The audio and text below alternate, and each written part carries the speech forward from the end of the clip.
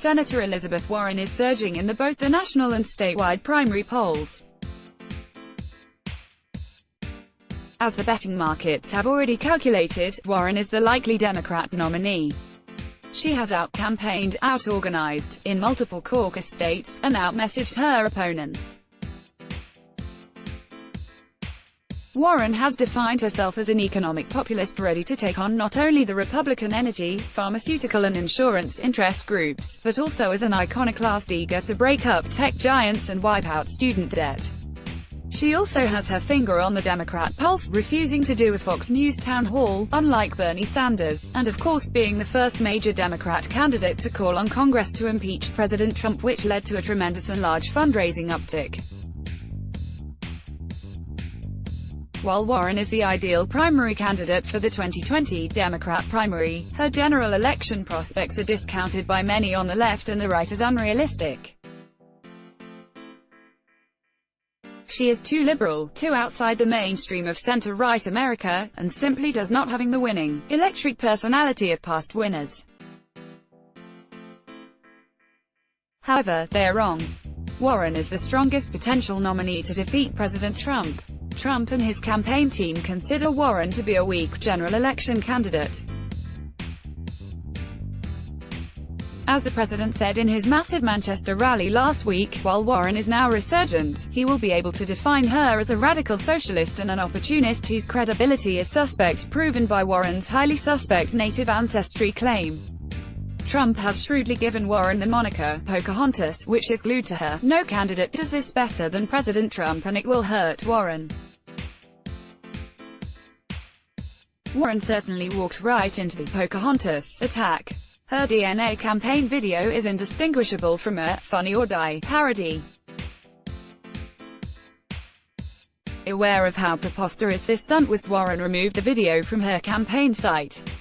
Even so, embellishing one's heritage is nowhere near the liability as Hillary Clinton's long-documented corruption and policy failures.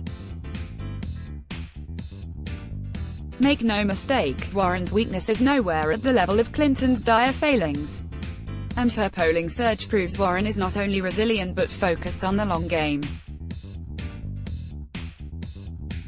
First, Warren has shrewdly not attacked any of her primary candidates and has even connected herself to Bernie Sanders, which will pay dividends in the general not only by holding the entire Democrat base but also block any serious third-party, general election leftist. Second, Trump also underrates Warren at his peril. She has frequently shown a pugilist winner-take-all style against Trump. Besides calling for his impeachment, Warren has defined herself as the president tick-tock applause line. She has all but called Trump a criminal, and you can hear frequent "lock him up" chants at her rallies, which continue to grow in size. Warren is shrewdly using Trump's playbook against him. Her message, "Trump's corrupt, I'm incorruptible," sound familiar? Only this time, Trump is the incumbent and facing a referendum. Third, Warren has positioned herself as the perfect opponent against Trump's strong re-election asset, the economy. As a former Republican raised in the heartland, Warren's proposed narrative is that her personal and professional experiences made her a convert to a liberalism that is even outside the mainstream of the Democrat Party. In easy-to-understand, folksy generalities, Warren talks of predatory lending and family bankruptcies. She promises to relieve Generation X of its biggest financial strain, student debt. And she has a simple solution: she will tax the top 0.5%'s net worth. Much like Trump's policy focus on immigration hit at the anxieties of rank-and-file union members and Americans who have suffered from the hollowing out of the Rust Belt, Warren's pinpoint relief plans to help regular Americans' everyday, personal, economic debt anxieties hit the concerns of the majority of Americans who do not own stocks or participate in 401k plans. Even in this current economic upturn, there is record consumer debt. The 18 to 34 no-income, no-job voter who is both disenchanted and economically uncertain is inarguably more persuadable to Warren's pledges compared to Trump's narrow focus on the capricious Dow Jones Industrial Average.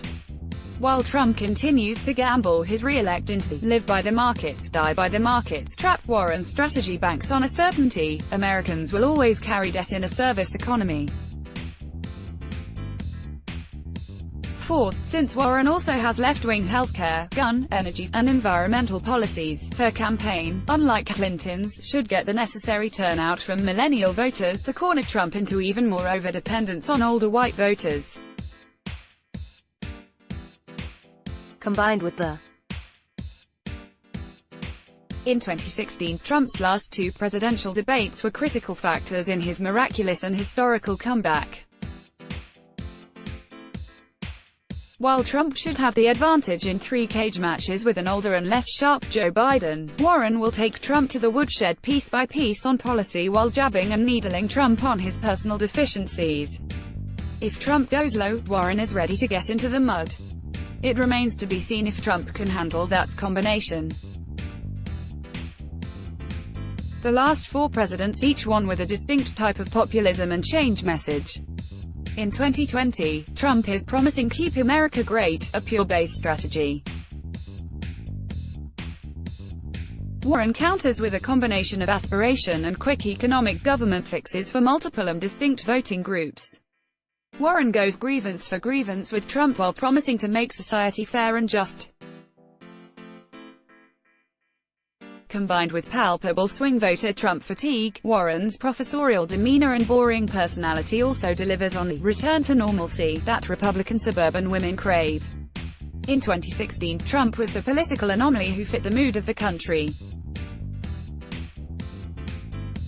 He also launched his candidacy at the right time, right place.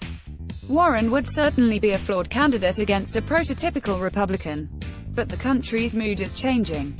And this time, Warren is the one selling what the disenchanted are buying. And much like Trump had Clinton in 2016, Warren's weaknesses this time around help make Trump her perfect foil. Trump better be prepared. With Pocahontas on the warpath, her sharp arrows will sting. Trump, who likens himself to the modern-day Andrew Jackson, could ironically find his trail of tears in the Oklahoma-born and Native American wannabe Elizabeth Warren. Sam Nunberg is an attorney and political strategist with a focus on communications, messaging, and persuasive narratives. In 2008, he was an advisor to Gov. Mitt Romney with a focus on grassroots coalitions and conservative outreach.